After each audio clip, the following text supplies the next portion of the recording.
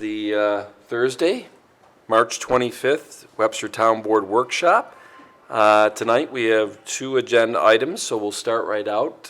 We have two gentlemen here from Logier Consulting to discuss Phase 2 environmental assessment on 600 Ridge Road, which many people watching at home may know as the Webster Furniture Strippers previously. So Mike and Jim, right? Yep. All right. Shoot Thanks. away. Thanks, Tom. Well, we're here at a request to clear up a few of the environmental concerns that may have come out of this site. We know it's privately owned and also presents a few different environmental hazards for public safety with the deteriorating building and the proximity to the road. So I sent over some proposals, preliminary proposals, basically an asbestos screen to see if we can help get the building down, basically to see what we have inside of it is really the point of the asbestos process.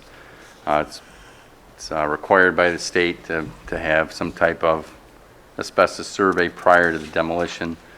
And again, these were all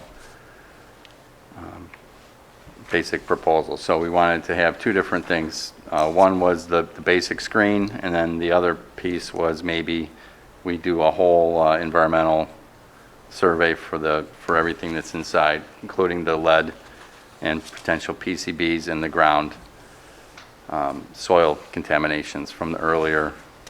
I think there was a phase 1 done at one point. So we saw there may be a need for a phase 2, and that's where we brought Jim in. So I can speak to the asbestos after a little bit of Jim's talk. Jim is really the majority of this will be driven by the environmental, the soil and potential below the soil, I guess we want to say. Subsurface. Subsurface. Well, thanks for the opportunity to come in. I'm Jim Moore. I'm the owner-operator of JM Environmental Consulting, LLC.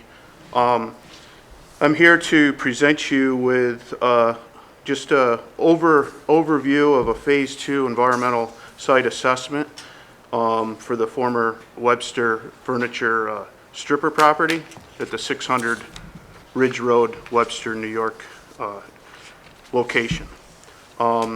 If you all have your PowerPoint presentation on paper, there's like 6 slides. If we go to the second page, if you just look at a preliminary characterization, the goal is to determine the presence and the degree of the contamination on the property for the environment. And the components to that are planning the sampling program. You need to know what you're going to analyze for. Then you'd be going out and doing the field activities, field work. You would determine in the field based on PID readings, visual inspection, what samples you're going to analyze for what depths, what area, based on the borings that we put in. Once they get submitted to a laboratory, there will be a return time, a 10-day return time, 10 business days for the lab to present that data to me. There's certain QA/QCs that you can do for the lab data, which depict the percent recovery within the laboratory. Once we receive that data, I'll review it. I'll present it if it's a commercial property, or if you want to make it a residential property, or whatever it's going to be over there. There's different limits that we have to look at in comparison to what the detection of the results are, and that will go into the report. The third page, again, developing the sampling plan. You got to develop that sampling program, determine the parameters, to analyze, choose the sampling, and the quality assurance techniques. The fourth slide just presents the site location. I figured I'd put that in there just as a reference on how tight the property lines are. There's not much area there to be able to put borings in. But there are locations, I drove by there, so there are some locations we can put them in. The fifth slide, I put proposed boring locations in to identify, and two of them are in the garage area. I had a discussion with the subcontractor for the geoprobe, and he does have a low profile geoprobe that we could core a sample, and then we can go down 8 to 12 feet below ground surface without taking the garage down at this point, to save a little bit of money, unless you feel that we should be taking the buildings down prior to the phase 2 investigation. So the last PowerPoint presentation, it really comes down to is the field work. I kind of described it. We'd, of course, do UFPO, doing the underground utility clearance, sampling methodology, making sure the instruments are clean between borings, record any notes or photos as we go along. I'd be geologically logging the samples, and reviewing the presence of each core as we go vertically. And then I would be determining the analysis, the laboratory. For an example, ALS Labs out of Rochester, New York, local companies would be utilizing. Submitting those samples, data interpretation and reporting, assessing the results, reporting, and then conclusions. And with those conclusions, we're going to determine if there's no contamination found on the site, would be the first item, which we all hope for. If not, there'd be a potential phase 3 recommended, more delineation if possible, if needed at all. And then maybe the remediation, the risk management, what we would do with the soils if they were impacted. And Jim and Mike, I know that, I got to give a little background on this, at least what I've found out in the last 15 months about 600 Ridge Road, the previous Webster Furniture Strippers. I think it's somewhat of I don't know if I'd call it a famous building in Rochester, or in Webster. I think it's more of an infamous building. I would agree. And a lot of that's because the rumors just run rampant about, it's contaminated, it's got plutonium, exaggeration to make a point. But because the rumors have run amok on this place, but nobody has ever gone in and actually tested it, it has the property basically in the last 15 years in what I have called purgatory into perpetuity. And I found out that this property had gone through the Monroe County tax foreclosure for non-payment of real estate taxes back about 15 years ago. And nobody bid on the property at the auction.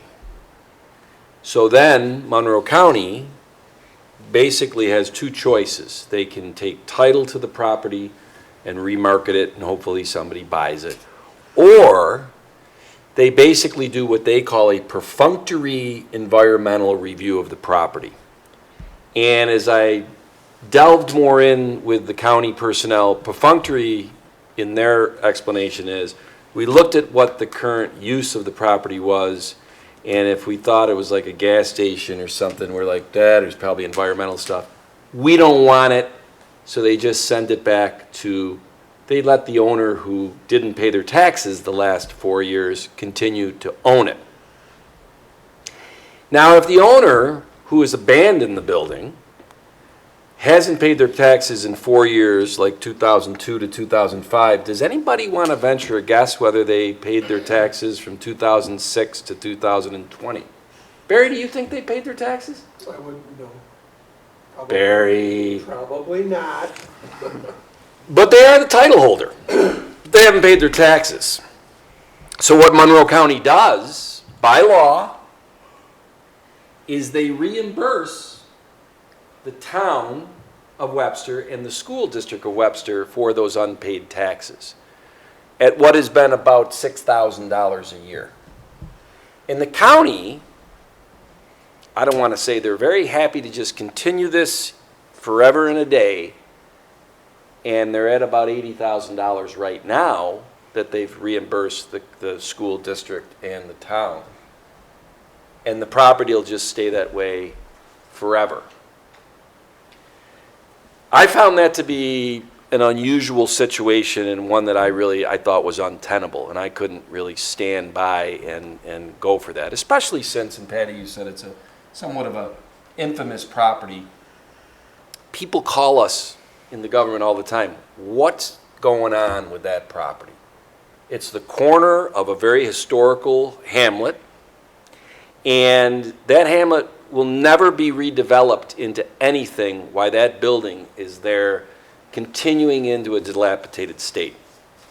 So about a year ago, the people at the county that I was talking to about this, who told me that story, that I was just incredulous that there could be such a story like that, we'll just keep paying the taxes and, you know, it'll just never be resolved. And I said, well, if we at the town of Webster can show you that your perfunctory environmental assessment of the property, that we either can show that there is no contamination or at least it's defined, would you consider perfecting your tax foreclosure? And they said, yeah, we would. So the first thing I did is, and you call it a phase one for environmentals, is you go and try to see what public documents and histories out there about the property that might give you an indication of, is there potential environmental issues? And we did a FOIL with the DEC, and the DEC gave us a lot of paperwork over the last 30 years. In fact, I think I forwarded it to you guys, but no smoking gun in there that really, per se, answered the question of whether there's environmental issues or not.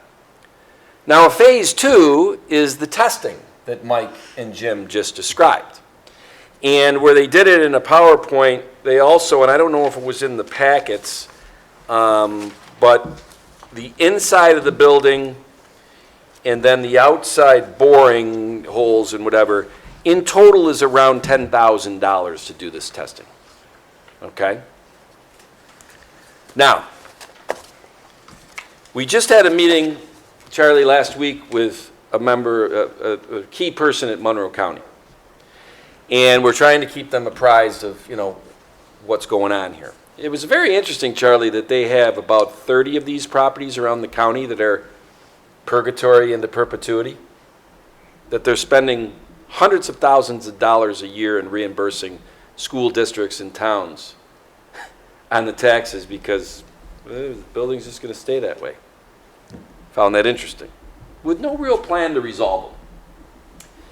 So I think, Charlie, that the gentleman said that because of the timing of publicizing foreclosure, real estate tax foreclosure in the county, the earliest this will be at the auction block again is September of 2022.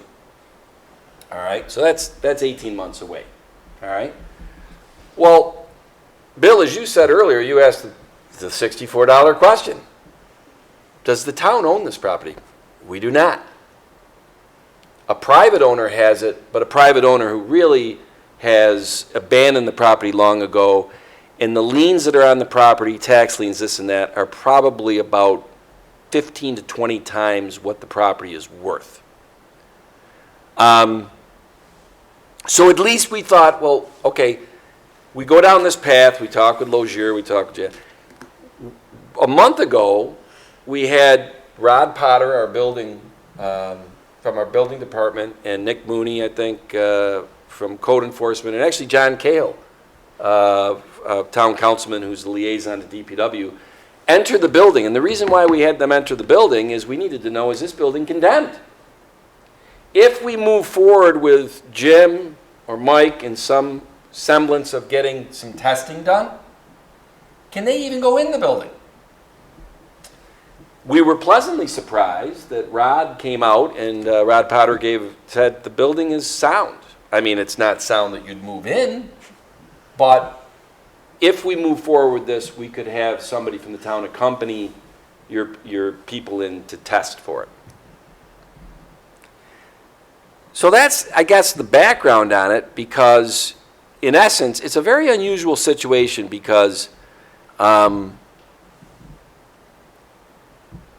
the town, and I guess the town board and all that, I mean, I know this, and Matt Chatfield's here, and we've talked a lot about this.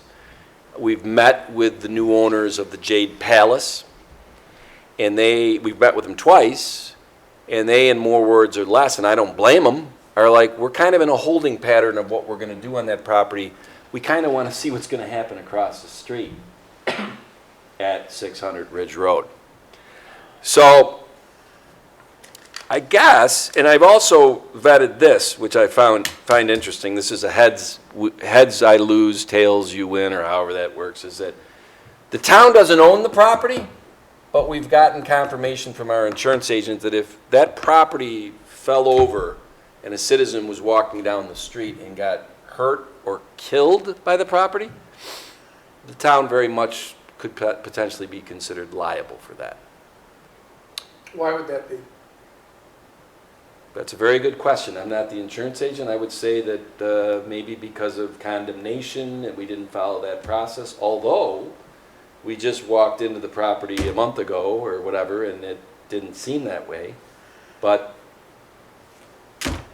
you know, when something happens I found that interesting. And I remember saying that, so how is it, you know, it's a deep pocket. We could get sued. Whether they win, I don't know. I'd have to ask Attorney Genesi.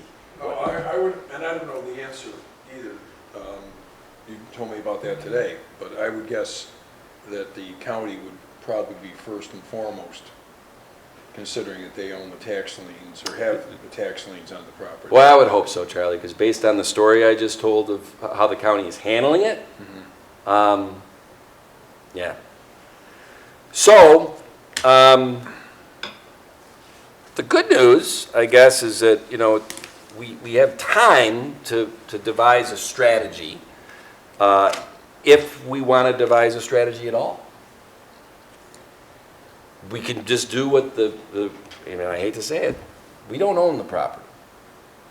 This has been the situation for the last 15 years. We don't have to do anything and just let it continue on purgatory into perpetuity. That doesn't sit well with me, and I also think that it's holding back what potentially could be a really vibrant neighborhood that could be redeveloped. But that's a domino that's got to fall. So what's I don't know. Obviously I now know how much testing will cost. Who pays for that testing? You know, how does the town board say, yeah, we'll go and pay $10,000 for that testing? On the premise of what? Because if it shows that it doesn't have any contamination, then the county will foreclose on it, and I can assure, well, Matt, you would be better to opine on this one. That property would move. And I think the adjacent properties to it would move, because I think they're in a bit of purgatory into perpetuity because of the rumors of environmental problems at that building that they probably think seeped to the other ones.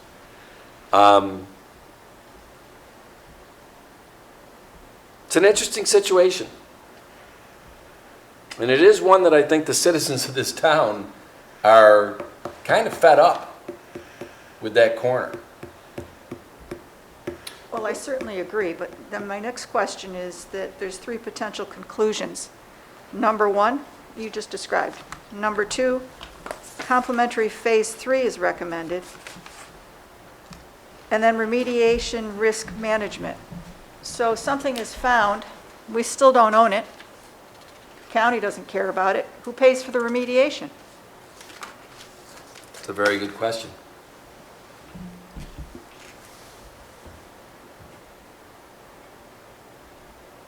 My question is, my comment is this is something that our residents have been asking us for on numerous occasions over many years.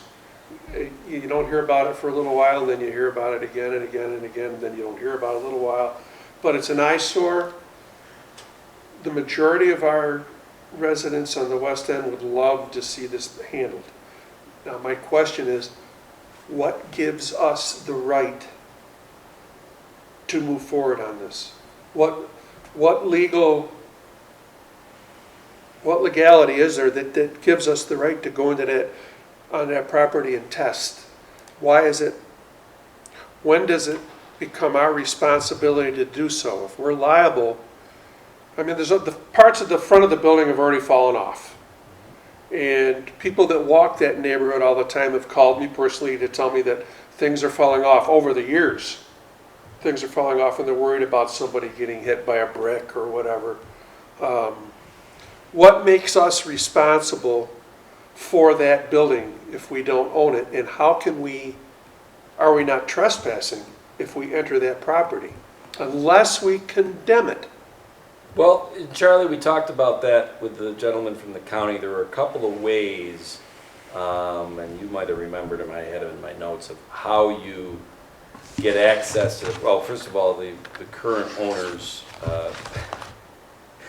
handed the keys to Rod Potter. Okay. But that's how we had, right, and that's how we had access to Okay. this point. So that's an answer to one of my And But you know what? also, to anticipate a question, because this is where you're going, in terms of liability, of course, the current owner or owners would be primarily liable. I have no idea what their insurance situation is or what their financial situation is, but if anybody was harmed, I would think they would be primarily liable. Again, like you all, I'm not sure how the town would be. And legally, what right do we have to go in and condemn? That's pretty vague. This is not a situation where, as we have in the past, gone in and condemned a few buildings around town and then had them torn down, etc. Those were all residential properties and were dangerous to people either who were living in them or wanted to move back into them. There was different reasons. That's pretty much the standard. Here, as far as I know, it's not a residential property, nobody is living in the property, it's commercial. And again, you have a situation where the county has pretty much washed their hands of it. And the supervisor and I, having met with the gentleman from the county, I think we were surprised at the, I don't want to say cavalier attitude, but the county has changed. I'm sorry. Okay, thank you, Karen. I'll move it over here. The county has changed over the years in the sense that the county no longer actually takes ownership of these properties. What they do is they sell the tax liens. And in this case, they have sold tax liens, and so the primary lien holder is an out-of-town company, but they are having trouble unloading it. So there's not a lot of value to this property right now to anybody. And legally, I don't know what right we would have to go in and quote-unquote condemn it, okay? I mean, by we meaning the town. Yeah. Charlie, I'm sorry. If we went with the preliminary testing and there was found to be issues with the property, would then we have a legal right to condemn it?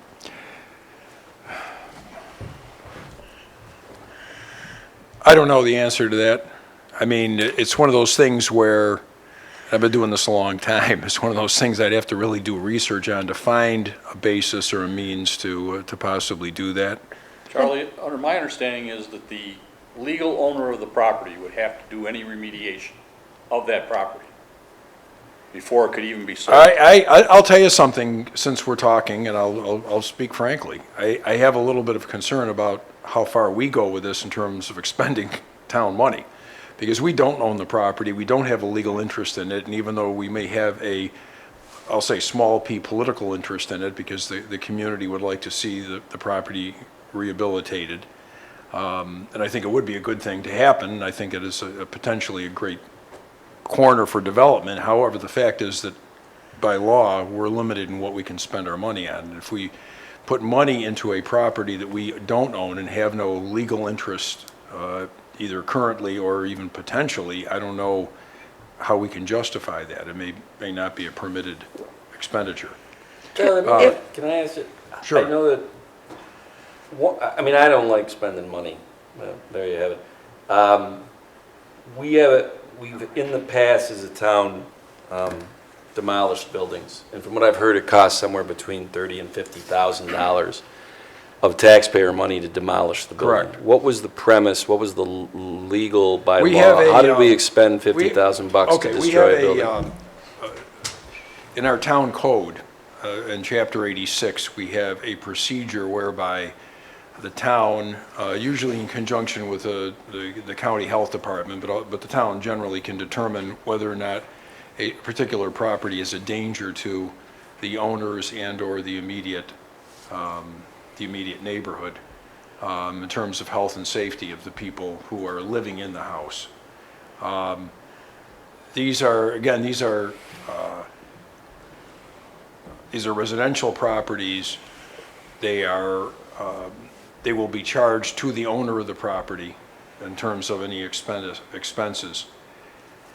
But all we have done in those particular cases is condemn them, had the offending structure demolished and then carted away. We paid for that, put that on the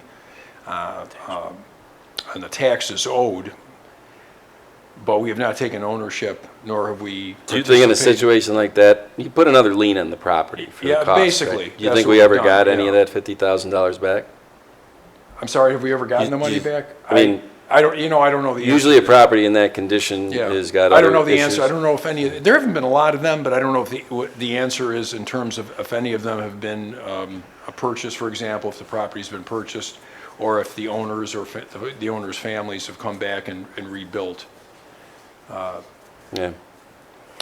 But Charlie, when we talk about whether it's a hazard to the neighborhood, it's a hazard to the people who are living near it. This is certainly not a residential piece of property, but there are people living next door. There are people in the neighborhood who walk by it every day. If Yeah, but bricks are falling these off don't- of it, Okay, yes, that may be the case, but again, the other properties, and I don't have that code in front of me, so I can't tell you we have some very specific criteria listed. But the other properties that we demolished or had demolished were properties that were literally falling down. They weren't, this is a structure that's still in good shape. It's still there. The other ones were falling down, they were vermin infested, they were very unhealthy. They were really not fit for the purpose for which they were to be used, which was residential property. So this is a commercial, and I think there is definitely a difference. We've never done anything with a commercial property. I'm curious as to why the county hasn't ever done the testing. Because if they did do the testing and found it to be clean, then they could take care of it and sell it, right? They did the testing and was able to define what the Phase 3 remediation would cost. They still could at least take title and sell it because they'd be able to tell a prospective buyer, there isn't an unknown anymore. Yeah. And the county, look, hindsight's 20/20. County's dished out over 60 grand the last several years. I mean, if they would have had the foresight, maybe they should have spent 8 grand back, but that's not how. It's not how a business would handle the situation. But a county government that has $1 billion budget That's a conscious decision, Barry, that they are going to pay these 30 Yeah, properties it does make- purgatory into perpetuity. I think it's the worst waste of tax money. I was shocked when I heard the story, but it is what it is. And,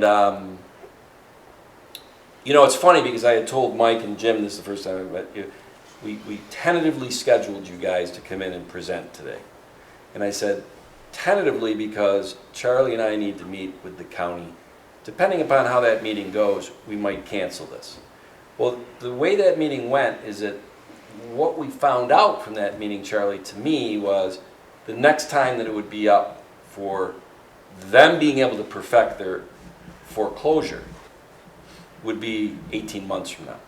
And I even said at that meeting, I said, you know, I think that's a blessing because we might need that time to really figure out what to do. We don't have to go and spend $10,000 today.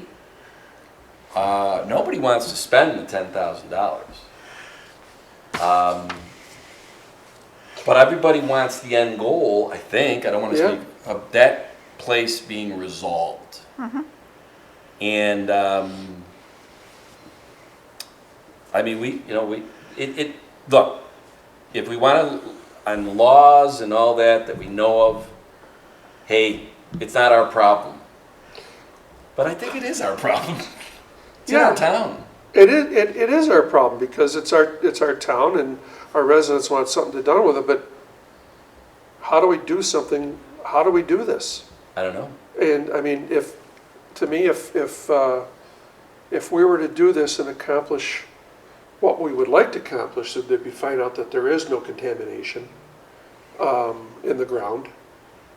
And if somehow we could work through this and recoup some of the monies we expended to discover that, I would think that's really a good idea. But what we're looking at right now is going in to find out, one, it's either contaminated and the county will take it and deal with it, or two, it is contaminated, the county isn't gonna do anything with it, and there it is, and we can't do anything either, so it's not ours to clean up, and if it is contaminated and we did take ownership of it, then it would be up for us to clean it up, because it would become ours.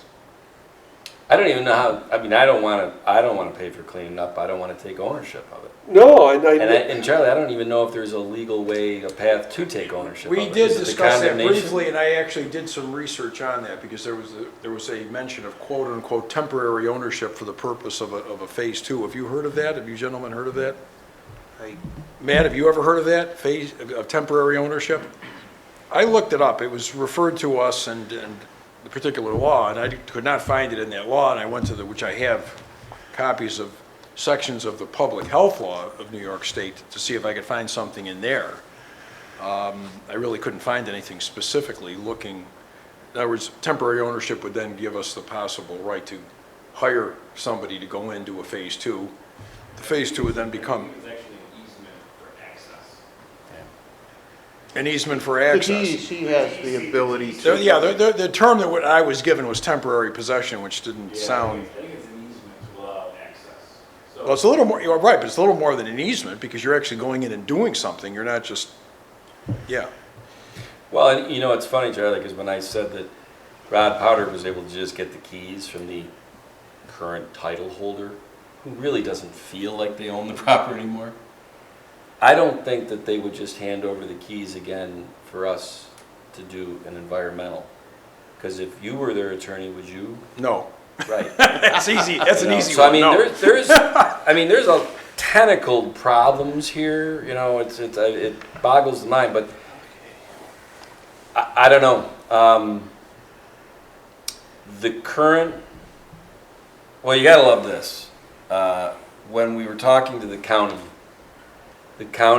said, you know, you could really do us a favor by bringing the assessment down by half, because then we'd have to reimburse less. And I'm like, yeah, I'm not gonna put any time and energy and deployment of resources. Can we into raise that. it? Yeah, I said, to tell you the truth, why would I wanna, I mean, look, Pay for the I don't wanna get, investigation. and we've gone past half an hour. The county said the minimum bid on that property at the foreclosure, next year, if nobody bids on it, which nobody will, then they would sell it for $87,000, and that number will go up by the, and, well, who's gonna come in and buy it for $87,000? So, we already, they know that, but he wasn't gonna come out and say, he did say, well, in the past, there's some precedents where we took a discount on it, but by law, we have to sell it by that referee deed Right. or whatever the heck it is. We've got to sell it by law by that referee deed until nobody will buy it for that, and then we'll negotiate down. So, It's really in the control of the county. Yeah. To a very large extent, the, as to how they want to handle it. And again, they've changed because, as they explained to the supervisor and myself, they don't take ownership anymore, or they rarely take ownership, where they used to do it pretty regularly, and they stopped. I don't know what you say about no, they that, take but- ownership. I mean, look, the 9 acres were, across from that. They took ownership through a tax foreclosure because they didn't, in their perfunctory. No, they sold it. No, they sold the tax lien on that. Right, when you say take ownership, right, yeah. I'm sorry. We negotiated. I thought you We meant the- negotiated the taxes. Right. Yeah, I mean, they instead of in lieu of foreclosing on taxes, they're selling it. Yeah. Right. Yeah.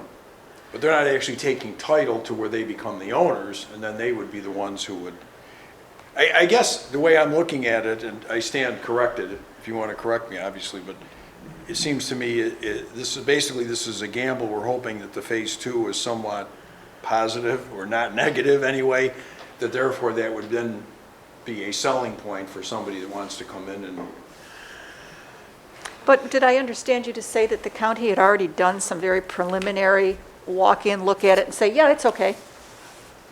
No, they don't go in it. What they've done, They looked at it. they didn't even look at it. They look at like a title report and Okay. a usage, and that's what, that's their perfunctory environmental Right. assessment. Okay.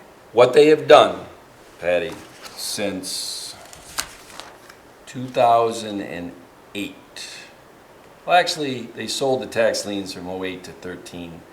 From 2014, I'm trying to think how this, they have gone and put this property into the tax foreclosure process every single year. And every single year, they do they gotta, to do all the proper notifications to all the lien holders, right? And then it ends up in September at the foreclosure auction. And if nobody buys it, then the county makes a decision, do we take title, or do we say, we don't want it? And essentially, for 15 years in a row, they have said, They don't want it. we don't want it. And that is purgatory into perpetuity.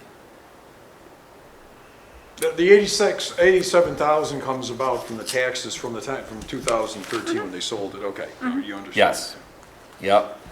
Well, So, like I said, I was kind of glad, in a way, that the gentleman said that because of COVID and the way the tax foreclosures are working, there's not going to be a September 21, or it's too late, I don't know.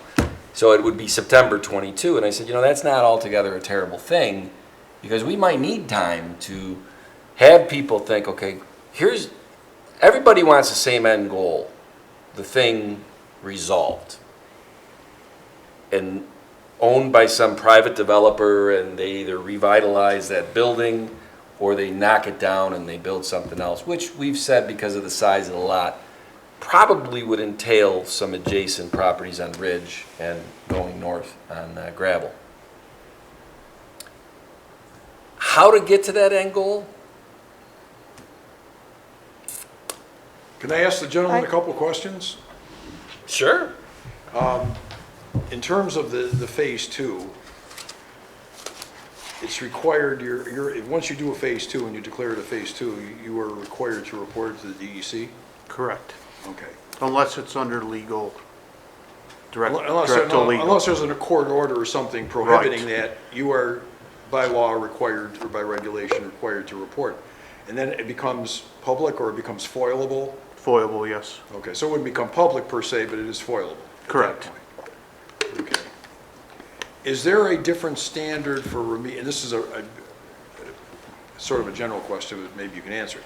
Is there a different standard for remediation if the property is owned by a private individual as opposed to a government?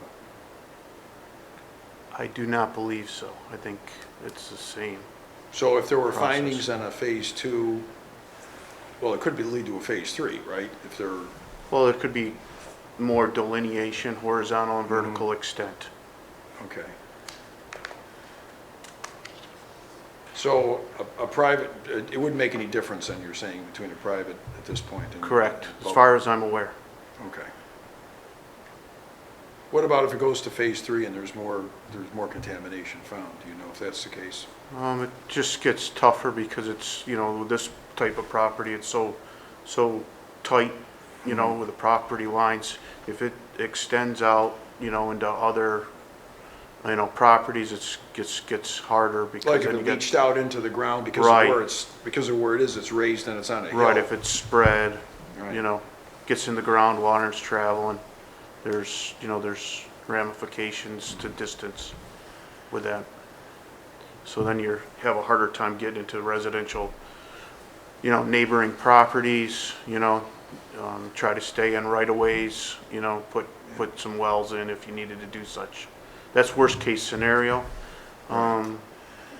If it's all just shallow, if it's on the surface, it hasn't leached down through, most of the soils out this way are, well, some of the areas is sandy over in that area. I'm not real familiar with that little stretch of area, but, it may not have leached through. What kind of chemicals would normally be used in a furniture stripping store?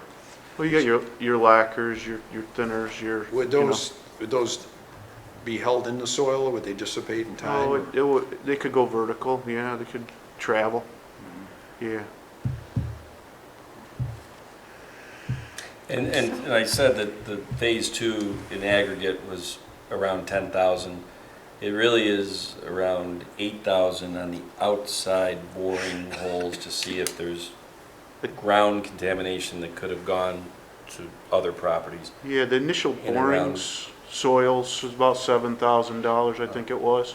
The 67. inside test, I think, for just asbestos was like 1,000. And that is because if it was gonna be demolished, from what I think you said, it's $50 a ton to take a property down without asbestos, it's $100 a ton with asbestos. That's what we're, for whoever would be demolishing that. I don't want it to be us. I don't see how it can be us. I'm not, that's not an opinion. Yeah, I don't see how we are legally able to go and do that. I don't want to knock down the building. And the thought of spending that kind of money to knock down a building, to me, is a waste of whatever. That's why I thought, and I get it, there's legality problems, there's whatever. It's a risk. Sitting around and just people talking over coffee and speculating for 15 more years about, I wonder what's over at that property. That could be done. Going in there and doing a From what phase Rod- 2 From what is, Rod said, part of the roof is already caving in. Part of Rod's report said a portion of, He it did. was either the garage or the building, I Right. forget. It's not livable, No, but it's not, it's in better, it's solid. it's You brick. know, it's brick, exactly. So, like I said, you know what? Guys, it's 6:14. It is an interesting conversation, and I gotta say this, I mean, it's March of 2021. It'll be at the tax foreclosure auction in September of '22. And if we don't do anything in the next 18 months, I can tell you what's gonna happen. No one's gonna bid, and then they're gonna let the current owner keep it. And that's what's gonna happen in September 23. 'Cause that's what's happened all the time. 24, and on and on and on and on and on. And I'm just saying that I'd like to think, because there's some bright people around here, there's gotta be a way to come up with a strategy to get to the end game. And there's no other way to get to that end game except for taking the risk of doing a phase 2, whether it's donated by somebody, whether it's allowed by the, whether we pay for it or somebody pays for it or whatever, because that phase 2 could come out that there's nothing wrong with the property, or it's very minimal.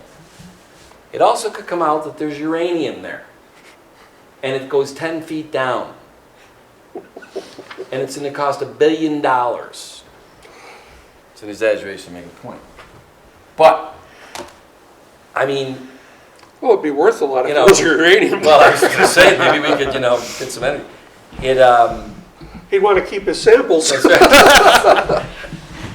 I just, I think you're right. The fact that we have extra time on this, September of 2022, can work in our favor. It's certainly not what any of the residents want to hear because they want this done yesterday. And to think of waiting another 18 months is not going to be real palatable to them. On the other hand, right now, I'm not willing to believe that there's nothing that can be done. I think that we continue to explore this, we continue to look from all angles at it, and I really think that certainly the residents will appreciate that we're doing that and not just throwing up our hands. I just believe that there's got to be a way we can do something.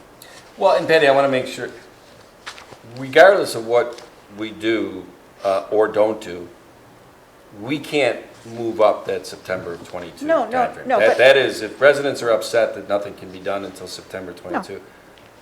No, things can be done in the 18 months leading Exactly. up, but there will be no somebody buying it, somebody developing, whatever, because it's got to go through the next tax foreclosure auction at the county, and that's September 22. But I think that time will allow us to perhaps to stage something where the Yes. results may be different in that September auction than they have for the past 14, 15 years, whatever it's been. Or maybe there'll be a resident out there that's passionate enough, they're willing to come forward and pay for it. Well, even then, Charlie would have to say, okay, great, we got the money, it's not, it's a donated, but what's the risk? Because Yeah. once again, the question of, okay, so now we go and get it done, and now. I'm you not know. going to get into it right now, but I definitely have opinions on how far we should go, even Yeah. under those circumstances. I'm wondering if we can go at all. Well, and we're not going to figure that out tonight. No. Okay. Next. Mike and Jim, I hope that, thank you for coming in, Thanks for your report. and, Yes. Problem. I hope you understand our conundrum here. I understand completely the situation, the Okay. only way you might be able to get on the property is through the DEC. It'll limited, excess, to make sure that there isn't any problems, but again, you're still spending the money, so, but then you would know where you stood, with the with the subsurface, which is probably the most critical. And then the county, like you said, might pick up the property, if there wasn't an issue. But again, why aren't they doing it, I guess, is the key. and here's the thing, I mean, realistically, if it gets paid for, and there's no liability tail, I'll say TAIL to the town, we might be onto something here. Once the results are known, the community, especially developers and whatever, would know that, hey, in September 2022, that property's coming up. And now I know what environmental issues it has. Exactly. So, the county probably won't get their minimum bid because, whatever, but then they probably would take title to it because some developer's been talking to them about, I'd buy that. That's not going to happen unless it's defined what is the problem. And as long as the town, I mean, I look at it, who said that maybe a citizen comes up and says, I'll do the money for that. Well, as long as you, Charlie, figure out how we don't have any liability to remediation or any of that stuff, I don't believe we do. to me, I can't, having something where we're like, well, we think it might have this, we don't know if it has this, that's untenable to me, especially when it's going to go on forever and a day. But those are the two big things, the cost and whether we legally and I see that as a town could pay for it. And two, even if it was paid for by somebody else, Charlie, how do you tell us unequivocally, irrefutably, whatever they find on that thing, it's not our problem? But at least it's defined now, the DEC knows what it is, the county knows, you know. Well, I didn't want to get into this, but the fact of us going onto the property may create a problem in and of itself legally and make us incur a possible liability, which we don't really have right now. Yeah. Would the DEC have any jurisdiction over this? They, like, I've asked them to help. They said, well, nothing we see in our files that indicates there's anything significant enough, so phase 2 needs to be done. Yeah, yeah, they won't do the phase two. So nobody's going to do the phase two because we're stopped legally or financially or for whatever reason, and the DEC won't do anything until they have the phase two. So we're in like the catch-22 situation, really. right. Bureaucracy at work. It's amazing. Yeah. Hey. Thanks, guys. Thank you. Jim. Thank you. Thank you. Appreciate it. Thanks for your time. No problem. We'll keep We your understand. reports. Thank you. We will be in touch, all right? Thank you for your time. Yep. Well, the second topic tonight, second and last topic, is just a kind of a presentation discussion on the town of Webster's GIS system and the proposed summer internship program for 2021. And I would say that this is the Honorable Josh Artuso up to explain a little bit about this.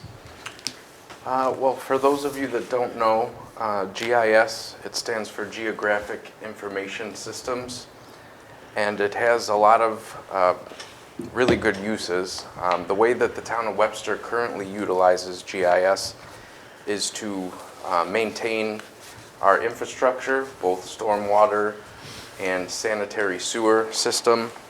So it's a computerized program where we can bring up on a map the approximate locations of, like I said, anything from sewer laterals to sewer mains, stormwater, outfalls, ponds, manholes, things of that nature. And what we've discovered over the past year or so is that certain areas of town are missing from that system. We simply don't have any data, location data, elevation data, diameter of pipe data, so that when there is an emergency event or failure of part of our infrastructure, our workers are going out in the field and they're looking at our system and things aren't always showing up accurately, or they're not showing up at all, which obviously is not very efficient. So as a part of our discussions between highway, sewer, and community development, we have had many discussions about how to potentially fill in the voids and verify what the data that we do have, so that we can better plan for routine maintenance and upgrades to the infrastructure, as well as when there's an emergency repair needed, our employees have access to the data that they need to respond in a quick and efficient manner. So what we've done is we've identified, and I believe you have a couple spreadsheets in your packet. We've identified several areas of town, neighborhoods, subdivisions, both old and relatively new, that we have missing information. So we've begun reaching out to the engineers that prepared all of the drawings for when these developments were built, to see if they could provide us with the as-built maps, which they're supposed to do upon completion of the project. A lot of the mapping, the as-builts, for whatever reason, were never presented to the town. So there's significant gaps in our system. You know, some are really old subdivisions that were built in the 40s and 50s, and we simply didn't have the technology that we do now. And others are, like I said, within the past several years, newer subdivisions that we simply don't know the exact location of the pipes, or you know, manholes and all the other associated infrastructure. So we've actually had some success in collecting quite a few of the as-built maps that can then be digitized and input into the GIS system. Right now, we're kind of using it primarily as a location tool, but there's the ability to really put in a lot of data behind, you know, in the attribute table behind the mapping. So we can indicate when the pipes were installed, you know, what the diameter, the material type. So again, in an emergency, I'll use an example. There was a failure in the sanitary sewer system in the Royal Sunset Drive community. I believe it was over the summer. And we actually did have information in our GIS system. However, the location was incorrect.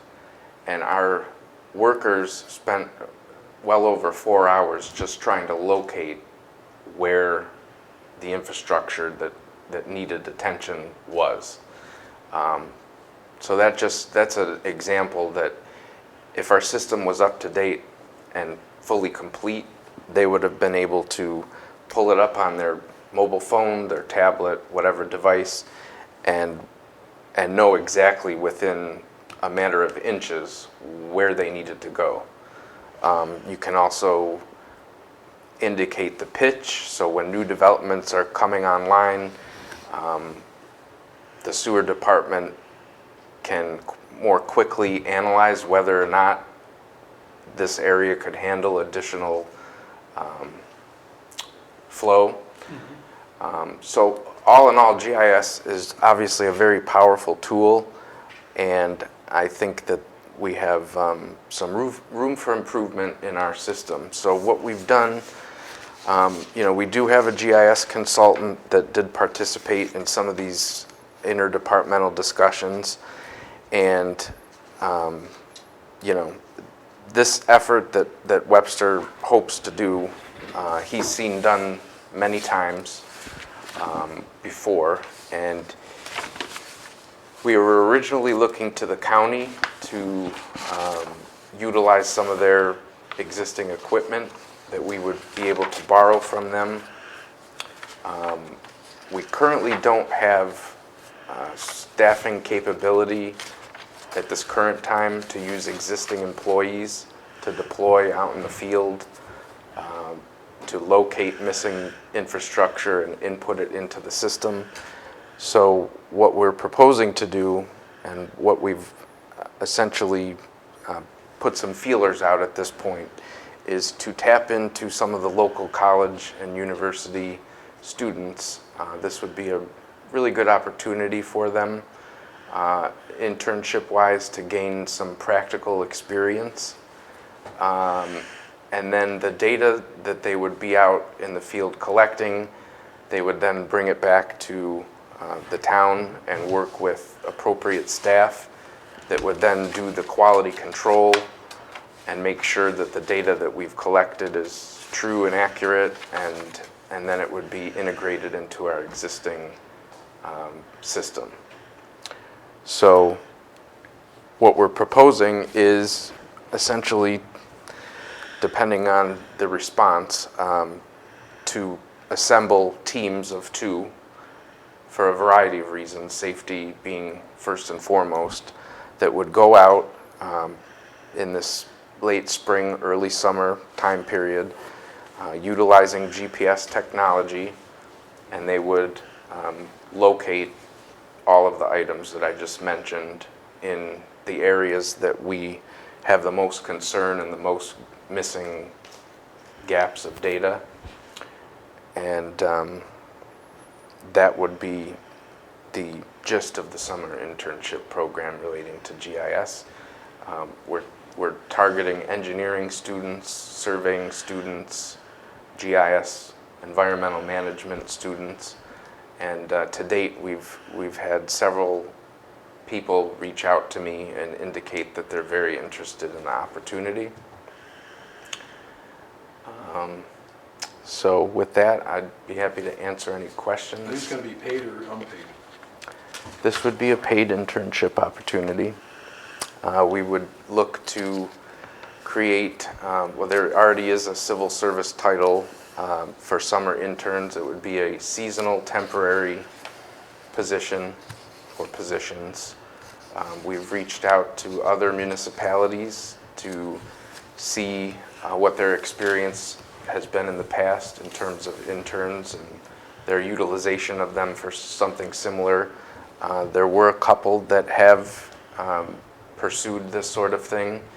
We got to feel, you know, what the pay rate for something like that would be, and we incorporated that information into our proposed description of the opportunity. And I gotta just say that, I think you guys have all heard me say, you know, the two things I'd like the organization, the town government to focus on is organizational structure and customer service. Well, unintended consequences of organizational structure. The way I understand it, our building department head retired in 2008, and our assistant building department, Rod Potter, rose to being the building department. The main building inspector. Main building. And that paralleled the fact that the housing market and everything crashed in 2008. So there was no backfilling of a position for assistant building inspector. And that kind of made sense in 08, all right? Well, now we fast forward to 2021. Somewhere along the lines, building and stuff returned to pre-2008 levels, but we never got an assistant building inspector. So as I like to say, water seeks its level. Rod Potter, and I don't know who was involved in this decision and how it went, but the person in DPW whose main job is GIS came over and helped Rod in the building department, a pseudo assistant building department inspector. Problem is, the person's pay as a GIS engineering person is significantly higher than a assistant building inspector, and we surmise from what we've seen about 70 to 80% of this person's time over the last few years has been doing building inspections. So let me ask you this. If your job is to do GIS and you're spending 70 to 80% of it doing building inspections, the handout that Josh gave you, do you know why we have as-built that we haven't got and we haven't uploaded to our GIS system? Didn't have the time. Something had to give. So We have as-built in hand that just haven't been no, uploaded? we didn't say that. Oh, I thought that's what you just said. No, no. I don't want to, look. Whatever, that's- I guess the best way to say it is, there wasn't much work done on GS in the last 5+ years, Okay. okay? Because the person was doing building inspection. But we didn't have a budgetary position for assistant building inspector, so we saved money on that. But we had a GIS person who really wasn't doing GIS. And so now we have to figure out how to get our GIS grid of all these subdivisions or whatever up to snuff. Now, some of it is chasing around as-built that are new developments, and they should have been within the normal course of a development as it reached its finality. The DPW department would have had on their checklist, get the as-built, and then get them across to the GIS person who would upload them, right? But that wasn't managed that way, and I'm not here, it just wasn't, so we now, and Josh, I think you're spearheading it, are going out, and the engineering firms are starting to furnish them to us. And that's good. But some of these, as he showed you, they're just old subdivisions and whatever, and so we just don't have any information on them. So we have to go out and manually get them in there. Yes, Patty? So if we get 2 to 4 interns, and they're going to gather the information and bring it back, and they're going to work with the people in-house to make sure this information is accurate and get it in there appropriately, is the person that they're going to be working with the one who's spending a lot of his time doing inspections? Well, it's Because we're funny you gonna should have to- ask that, Because Patty. we're going to have All right. him be able to dedicate more of his time to this. Patty? Did I ask a bad question? No, you actually asked the perfect question, is that the organizational structure, and you know I've said that since Josh has really taken over the DPW department in July of last year, he's done yeoman work. By default, of course. Yes, I mean, and Thank you, I Josh. can't tell you how excited I think we all are for Mary Harrington to start. Mm-hmm. So Mary Harrington, she has GIS and engineering under her. So I don't want to speak for her, but I know this, and Josh and I have talked a lot about it. I'd like to see if the structure of DPW, how do we structure it organizationally to get the work done? And try to have it be budget neutral. It's quite a challenge. Can we hire 2 to 4 interns and make this be budget neutral? Paul, we've already talked to about this, and he's got it. I mean, Okay. he's shown us how. I'm talking about the fact that at some point, Right. we need to get an assistant building inspector, I think. And how you do that when we don't have one right now, well, that's going to add money to the budget.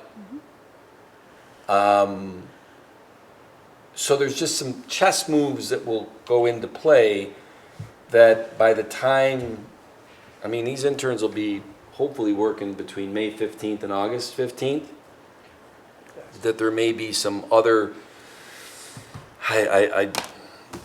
we have more work to do understand. in making sure that we're getting the bang for the buck. Yeah, I know with that our DPW department. we have discussed the GIS system no less than 3 times since I've been on the board. And I know that the first discussion, I think, was that software no longer supported the first system that we had. So then we had to go for a whole different system. And I remember the presentations, they were flashy and they were colorful, and manholes were over here and sewer lines were over, it was amazing what this software could do. But if we don't have anybody dedicated to doing it, what difference does it make what its capabilities are?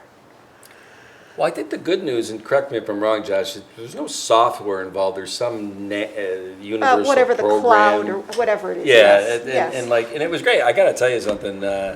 Penfield, they had us over a couple weeks ago, Josh, our Patron, the 3 foremen from the highway department, Josh, myself, and they hosted us to kind of show what they do on GIS. It was pretty cool. But what they use, whatever, it's the same thing we use, right? The software application or whatever. It's Yes, in, that's I right. don't know. Yes. I'm not an IT guy, No, but it's, no, it's I'm laughing yeah. because they use it. They do. Yes, they do. I have a question, just Yeah, but that's Just want to interrupt we'll for get there. just a second.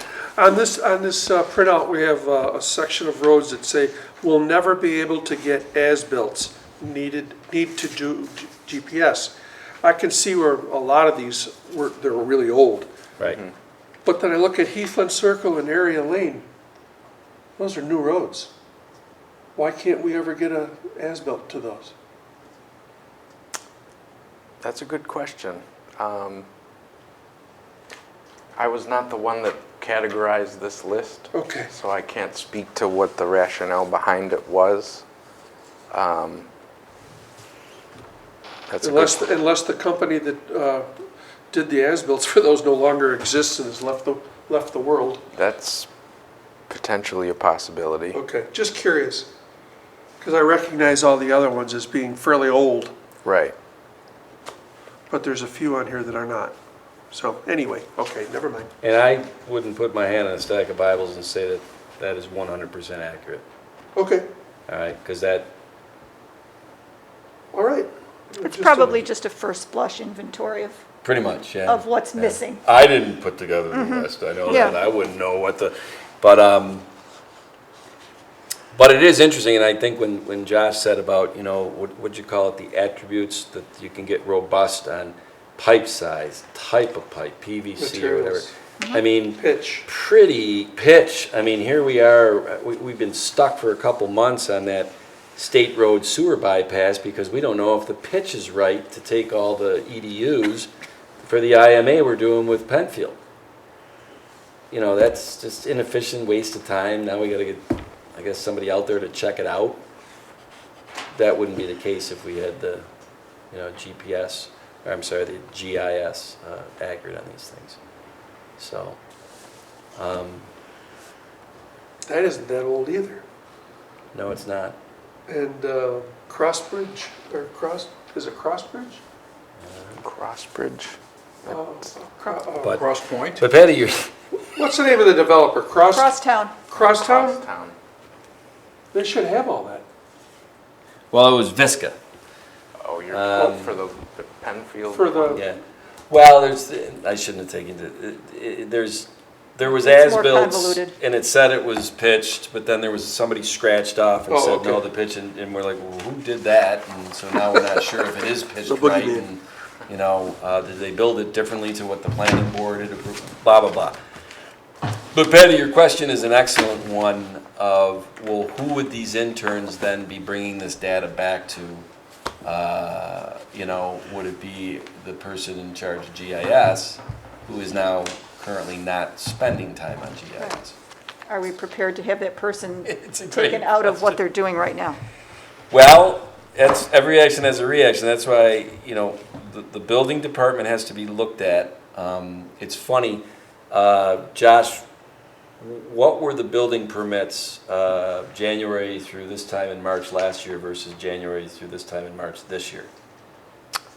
Last year, January to March, right before COVID hit, we had about 115 building permits issued during that time. And for the same time period this year, we're at 145. Yeah. And to give you some perspective, last year when COVID did hit, April and May were 300 building permits in those 2 months, 150 a month. I don't know what kind of volume we're gonna get in April and May. We're already ahead of last year at this time. And I'm just saying that this volume of building permits and the inspections needed has manifested that our GIS person is putting 70 to 80% of their time in. And it might be worse because I don't know how they used Will Barham. He was the village building inspector, and they had him over here. He was a backup, wasn't he? Yeah, well, he's retired now. Right, Well, he was over here a lot last year Okay. because we were swamped. okay. And so if we have that type of thing, he's not available to be a backup now because he's retired. Does that mean our GIS person, if we don't change the organizational structure and workflow, might be putting 90% of his time? So it's, it was a great question, Patty. I do feel good, like MRB has consulted with us on this. The good news is that over the last 5 years, we've paid very little money to MRB on this consulting and of GIS. The bad news is we've paid very little money to MRB the last 5 years because we haven't been doing it. But we save money. So, anyway, you know, and like I said, I want to, because the GIS falls under the org chart under Mary as the town engineer, I really think we need to give her 3 months of discovery to, you know, before, you know, what do you think, Mary? I mean, with Josh, I mean, I think we've gotten a good first 9 months on this to I mean, Josh has done an amazing job of documenting what they do and also working on policies, procedures, and things, ticking and tying, so that some of the stuff that we've, as you guys know, have found from the last 5+ years. So do we just give Josh the permission to go ahead and hire the guys? Oh, I'm sorry, I'm taking executive privilege. You already did it? Yeah, Oh, because okay. we met with Paul, and that's why it was written wrong, proposed, or whatever. It was more to discuss and describe to you what we're doing. Okay. Because Paul, because of the way that, well, heck, by the time Mary starts, we've already had a budget for that position that we had 3 or 4 months of nobody in that position. So when you take basically a minimum wage to some college kids, you know what I mean? It makes it budget neutral, per se. Okay. And actually, I thought it was pretty cool. I asked you this question last week, I think, Bill, when you were in engineering school, how many women were in your classes? You said very few. Didn't you say the first 3 applicants we got were for the internships? All 3 have been females, yes. Engineering is becoming women-dominated, at least from our applicants on town engineer and in this internship. We'll see. Have we gotten any more? Oh, that's it. No, not in this. Have we gotten any more applicants? No, Yeah. the posting ends at the end of March, so Okay, still a few right. more days, but Because we figured they'll be like, what are colleges, like May 15th to August 15th? Is that about when they're out? Yeah, I mean, in a normal, non-COVID, Approximately. whatever. So, anyway, hey, do you have any more comments, questions on this? no.